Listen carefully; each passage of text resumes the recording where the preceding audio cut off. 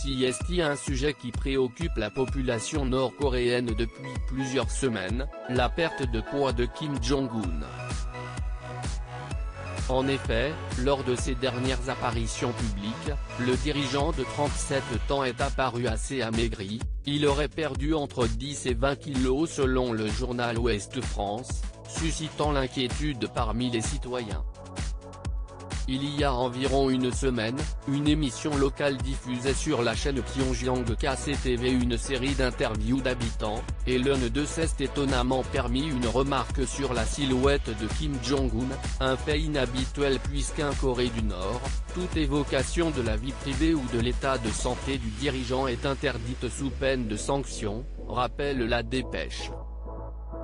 Voir notre respectable secrétaire général amaigri est ce qui brise le plus le cœur de notre peuple, a déclaré l'homme. Mais Kim Jong-un est-il malade?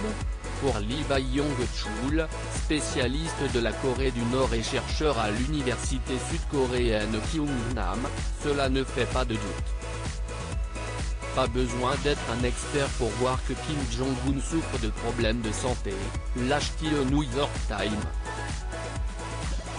Il suffit d'observer son poids, son teint, sa démarche, sa respiration, le fait qu'il fume des cigarettes à la chaîne. Et nous n'avons aucune idée de qui commandera la Corée du Nord quand il sera décédé. Perte de poids de Kim Jong-un, maladie ou mise en scène? Mais une autre théorie avancée par les spécialistes suppose que la perte de poids du dirigeant pourrait être liée à une volonté de renforcer la fidélité des Nord-Coréens au régime autoritaire.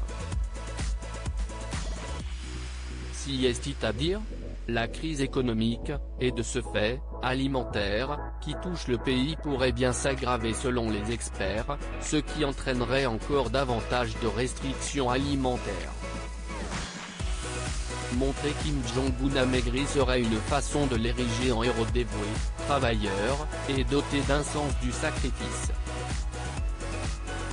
Une thèse plutôt tirée par les cheveux mais dont il est impossible de connaître la probabilité.